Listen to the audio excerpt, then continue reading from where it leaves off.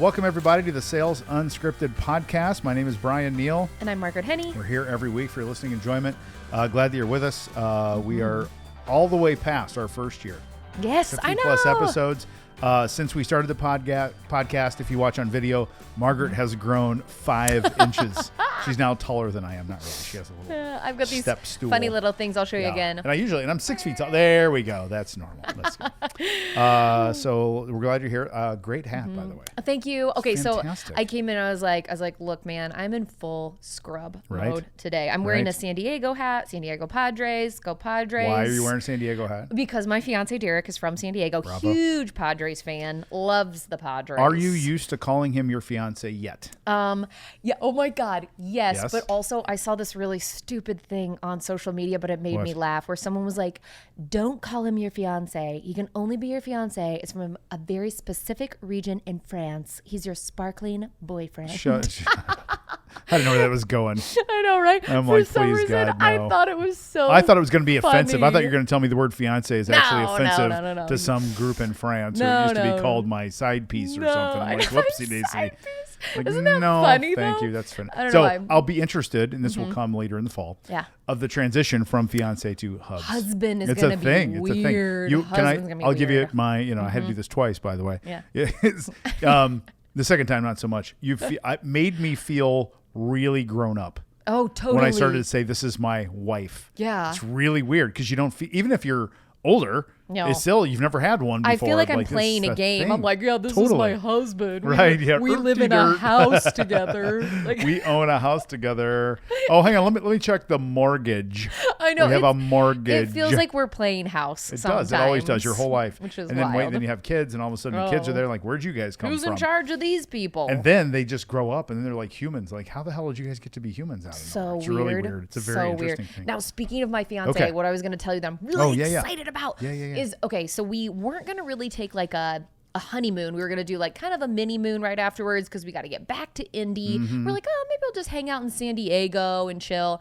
Yeah. Thankfully, the other day, Derek, he knows me so well. He was like, no. He's like, this is bullshit. He's like, we love to travel. We love to go on trips. This is what we do. He was like, we are going somewhere, but we can't go super far because we don't have a lot of time. But we decided we're going to go to Oaxaca, Mexico. Where is Oaxaca, Mexico? Oaxaca is inland, but it is the food and mezcal capital of Mexico. Okay, love this. Yes. I love this. And I love this. So excited. First of all, I love that your fiance knows you. It's Oh, one of the my keys to a God. great relationship is knowing your partner is so great. That's fantastic. And he knew, because I was like, okay, I was kind of going along with it. We'll just stay in San Diego. And finally he thought about it and he was like, no, not good for you. Not That's good. great. That's I so know, you, now I'm going to be dad for a second. Okay. Is it safe? It's not even is it safe. It's more like it's not really safe to go there right now. I'm not even going to ask, especially when it goes inland to the States and you see like, a young married couple. I mean, you talk about like a dateline just waiting to happen all of a sudden. We're not like going to like,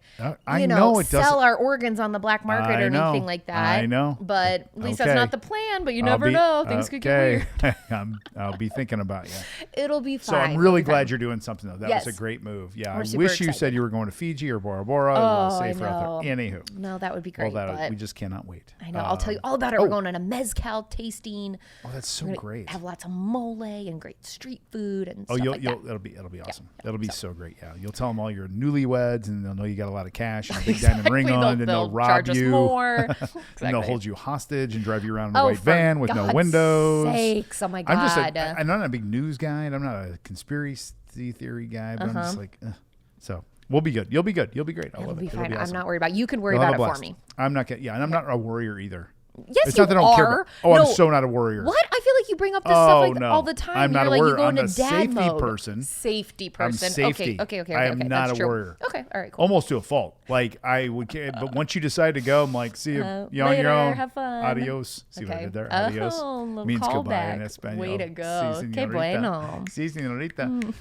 Okay, let's do our topic today. You want to bring it up? I will bring it up. Yeah, we're gonna kind of meander around to it because there's a couple things to talk about with it, but it's all around like hiring, getting, so this is kind of for some of our sales leaders here too, right? Like, listen, I'm here to tell you that it's tough to find a job, but it's also really hard to hire people, right? Like everyone's on their best behavior. They know the right things to say, not to say that they're not being genuine, but like, how do you decide? How do you build a great sales team? Find the people who are not going to be the order takers, who are going to be the hunters, because that is what the environment is right now. Yes. You have got to be out there hunting and, you know, generating that business yourself.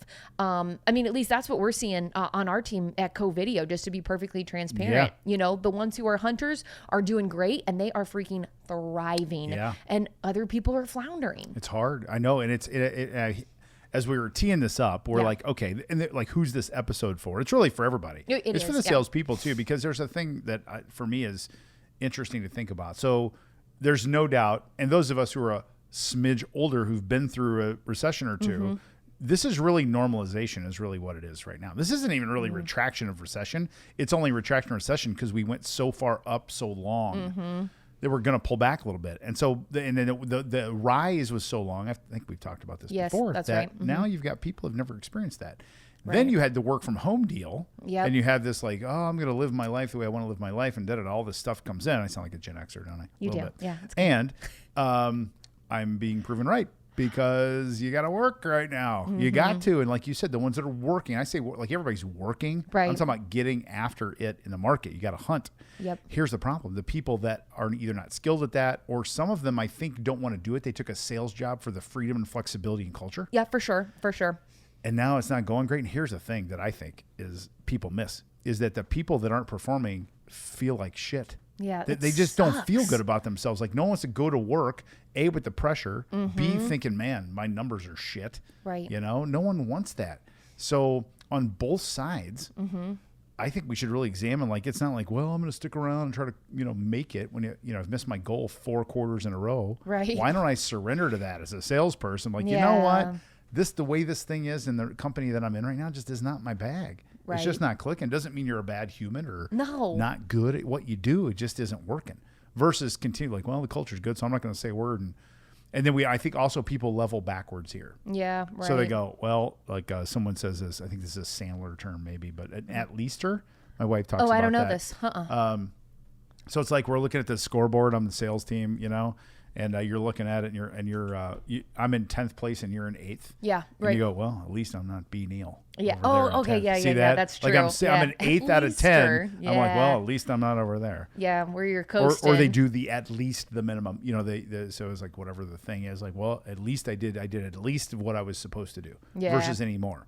Or hunters. Now you've got a couple of really good hunters in your sales org. We do. Do you see their work input stronger than others? Oh my God. And I'm not even like talking work early, work late, but you can tell, right? Oh my God. Yeah. It is clear. And give me some examples of that. I'd love to hear some. Well, I mean, you could just tell from like straight things like call volume. Okay. You can tell from quality of outreach. You can hear quality of conversations and also quality of emails sometimes too. Because I've asked a couple of people, I've been like, hey, you're the master. Can we just see what you're doing? Like, can we what are you doing that other people aren't? Yes. And it's a lot of effort. Like, I mean, they're just putting in a ton of effort. Yes. There's really I wish I could be like, they do this one thing and this is it. Right. And the funny thing is, they're all the ones that are these really elite top performers are actually really different personalities in some ways too. So it's not like you're like, oh, it's this kind. Right. Exactly. It's not a certain type of person. I agree. Other than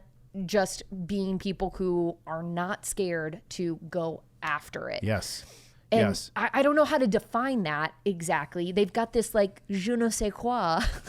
Now that we're speaking in other languages. You ever heard that? French? You've never heard like the French phrase je ne sais quoi? I'm probably saying it really stupid. It just means like, it's a French saying. Why are you ignoring me? Okay, I know. Stop ignoring me. I know, I'm not going to. Stop ignoring listen me. Here, freaking Wayne's World. I'm not going to buy into your Wayne's World bullshit. Just thank you for acknowledging that you knew what that was. I do. I love Wayne's World, actually. It's the greatest. Anyway. Yeah. It's just like that. I've never heard. I know what that is. You know, okay. I went to state school. Dumb it down. I know. It's because you say shit like that every time. Other people know this. You go first. Go ahead. Okay, it just is that something that someone has that you can't put your finger on. Usually it's more about someone who like has a certain kind of charm or like magnetism that you're like, man, they got that something, that it factor. Exactly. It's the it factor. And how do you say it in French? I spoke Spanish I tried. So this is not going to be right. People are going to be listening to this and be like, that's so embarrassing. Bonjour. But it's je ne sais quoi. Je ne sais quoi. Je ne sais quoi. I'm probably saying it wrong, so I'm so sorry. All of our French listeners just they're hung up. like, so they pulled their cars over. Delete. Cars aren't even in cars. They're probably taking the train. Did you ever have a Les Cars? Did you ever see Les Cars? You're too young. Yeah. Google Les Cars. What the heck is that? Anyone that's my age, so the Gen Xers know what a Les Cars is. It was just what it says. It's a Les Cars. It's an itty bitty, like a little from like the 70s and 80s. Cute. They try to come up with a cheap car. Yeah. Like and it was really little, like a roller skate. Anyway, so I totally believe what you're saying and agree with it, that there's no like personality one type. Someone can be outgoing, someone can be quiet, someone can be process-oriented, methodical, someone can be strategic, but they have an engine. Yes. Right? They have an engine that's cooking all the time. Yep. I will endorse something that we use at Blind Zebra. Yeah, tell me. And it is an assessment tool that we found through a woman that I've known for years here in Indianapolis, where we are based. She was a recruiter. She now lives in Naples. Her name's Ann Clifford. Her company is called Safari Solutions. But she put us on to this, and this is like assessments are. It's called a sales driver. Sales driver. And it measures what it says, which is the drive that people have. And it measures hunter driving and farming driving. Ooh. Like farming, not driving, but farming score. Right. So real simple to take, 1 out of 5 sort of thing. Oh, great. And it's very precise. It says if you are a 1 or a 2, you do not have a drive for sales, and you don't. And I guarantee you, if you gave this assessment to your team and the people that you're thinking of, several of them will score a 1 or 2. Okay. Now, there will be a couple of 3s here and about. Okay. But most are 1 or 2. When you say that there's a hunter and a farmer, is like, so obviously I understand what that means in the sales terms, but are people who score lower or differently on that, maybe they are well suited for farming, but not for hunting, or it's not opposite. Okay. Yeah, so it's not like if you're a 5 in hunter, you're a 1 in farming. Okay, right. You could actually be both. There are certain traits. Or you could be a 1 in hunter and a 5 in farming, or a 3 and a 3. There's different traits to measure each. But it measures the engine. We found it to be extremely accurate. We even changed our recruiting back to some tactical things. I've always sworn this off, and then you got to change your mind and adapt. We gave this last round when anyone applied for our open AE positions. They immediately took the sales driver, and if they were anything below a 3, they were instantly. That's not a bad idea. I mean, and people hate it, and people like, this bullshit and da-da-da. I'm like, we've got too much evidence that says this is, and it's good for them too. Dude, I don't hate it. Right? I don't hate it. Here's something else that I've been thinking about. I could be off base on this. This is because I think everyone's trying to figure out how to do hiring better. And that's not just for your company, it's for these people too. Because like you said, if you hire someone who doesn't have the drive, isn't well suited, they're just going to struggle, and it's going to suck. It'll suck for them. It'll suck for you. So one of the things that I have a hypothesis about is we had people take the Enneagram test. Oh, right. Right. And I'm like, I wonder if we can figure out any correlation between some of our top performers. Can I guess what you are? And but I guarantee you're going to be wrong. Oh, seriously? I don't think so. Okay. I think you are a 1 or a 3. Okay. Yeah, go ahead. Tell me, what do you think? And I think you are an 8. Oh my God, I am offended. No. You're an 8. No, what are you? I'm a 9. You're a 9? I'm a peacemaker. Yeah. But peacemaker. I never get that far on the scale. I know. I'm a 9 wing 8 though. So it's peacemaker, and so 8 is a challenger. Got it. Yeah. I can see that. So what about you? I can't believe you missed mine. Mine is so obvious. What? I'm a 7. You know what? Oh Fuck you. God. Because all day I'm a 7. I'm a 7 and a 3. Not a wing, whatever, but I'm a 3 was my second, I take that test every time, and I'm like, I'm a 7. I am a 7. Yeah. I am a 7. Every time it's like 9, 9, 9, 9, and it pisses me off. Not that there's anything wrong with 9, but 9s are typically introverts. Hello. What? Not at all. Well, I don't know. Maybe there's a thing. I'm one of these. I actually sent my wife one of these things. I am an extroverted introvert. 100%. Send me the test. And I love personality. It's not a test. It's like a little like a psychological. Like you read it. Or watch a video or something. Okay. It explains this. And I'm like, oh my God, this is me. Yeah. Totally. Okay, so use a test. My Enneagram. theory, and I could be totally wrong. No, we haven't implemented this yet. Okay. We had people take the test. Yes, I was correct that there are similarities between top performers, like very, very clearly. 3s. So yeah, 3s. Bingo, baby. My wife's a 3. She's a 5 on the sales driver. Well, because 3s are so like they're motivated by impressing other people. I know that sounds like, and they're also like. They are just they are grinders. They are doers. I'll tell you what, another one, and this will be a little bit surprising to you actually, is 2s, the helper. Oh, so, really? Yes. For like sales? Yes, but it's got to be, I'm sure it's not like, they're probably like a 2-wing 3 or something like that. You know what I mean? Yeah. But yeah, right. Yes, in terms of like, because their intent is so good. And they're like, oh my God, I am going to help the shit out of you. I could see that. Yeah. So, now, for those of you who don't know the Enneagram, it's a little test you can take. Sales driver is a test you can take. Enneagram, you can take for free, can't you? Oh, yeah. Find it for free. Yep. Sales driver, you got to pay for it. It's not a ton of money, but if someone wants to put the link in there, we have no relationship other than we're a user. So, but if someone wants it, they can get a hold of Anna. And don't take this as gospel that like, hey, some of our top performers are like these Enneagram types. Just try it with your team because it might be totally different to see who top performers are. Who knows? Maybe not. Yes. But I'm like, what if we just have people like who are applying take the Enneagram test, and if they're not falling within a certain range, be like, hey, sorry guys, we've got some data that says these are the ones that perform best. I know. See ya. Bye 7. I know. Is that a little Minority Report-ish of us though? Like I don't know. See, I don't know. And I've always said like humans are too complex, which we are. To summarize, will we miss doing this? Yes. Where I got okay with it, I'm gonna miss. I know I am. Here's what's gonna happen. Yeah. Someone's gonna get a 2 on the hunter or on the hunter thing, and we're gonna say no thanks. They're gonna get shitty. They're gonna go fuck those guys, and they're gonna go have some great sales career. I think that's good. It's just like when Warren Buffett talks about Amazon. Yes. Yeah. Jeff Bezos came to him really early. That's funny. And Warren Buffett's like, just don't know. I don't see it, man. Don't see it, man. And he'll tell you like whoopsie daisy, but you know what? He's still doing okay. Yeah. So, but we're going to be right way more than we're wrong. Okay? I agree. Yeah, so I think there's another element to this. I know we're kind of going back and forth between the hirers and the people. Right. If you're a listener to this and you're a salesperson, I think really, really, really tuning into self-awareness here is a lesson from today's episode. Yeah. And even taking a sales driver test, you're in sales, you take a sales driver test and you get a 1. I think you should really think like, what the hell am I doing here? Yeah. You know what I mean? Right. Like I'm not gonna, if I was in an accounting role, like, you know, like I'm like, what am I doing? Well, because it's so much, I know a lot of times people are like, hey, you should really focus on your weaknesses and try to build those up. I say the opposite. I do too. You need to exploit your strengths and lean into those and be like, because it makes your life so much better and easier. Like for instance, I remember the very first time we did this podcast. Yeah. I hustled back to the office because I felt really guilty because I felt like I wasn't working. I was like, yes. I was like, that was so much fun. I had so much energy and I was like way up. And I was like, oh shoot, we've been, screwing around making this podcast, which is all about sales. And I was like, oh shoot, I need to get back to work. It did not feel like work at all. I totally loved it. I know. So here I am. It's not, is it?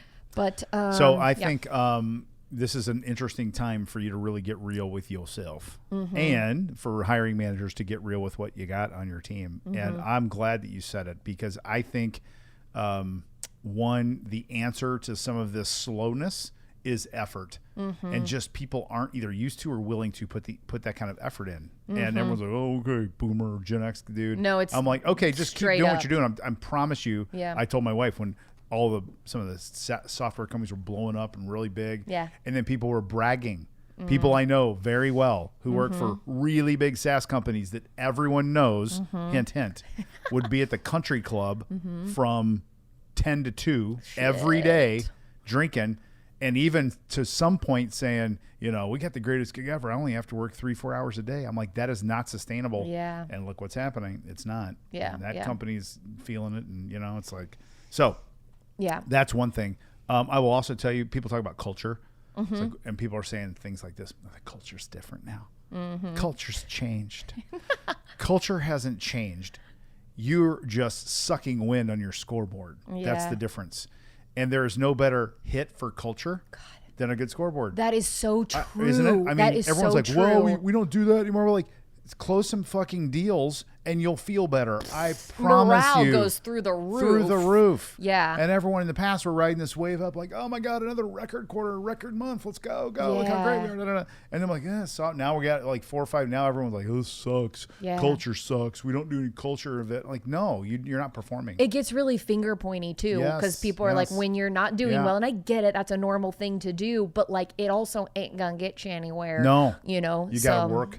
Like your 2 people that you said, it's just obvious. Yeah. Just in their volume, their quality. And everybody knows it. Everybody sees it. You're like, I know. You know, the people who you're like, they're a monster. Yes. And it's not just in what like their output is. It's the input. Where they start as a monster in their input, and then they're a monster in their output. My ex-wife and I bought a new house. I had 2 kids, 1 on the way.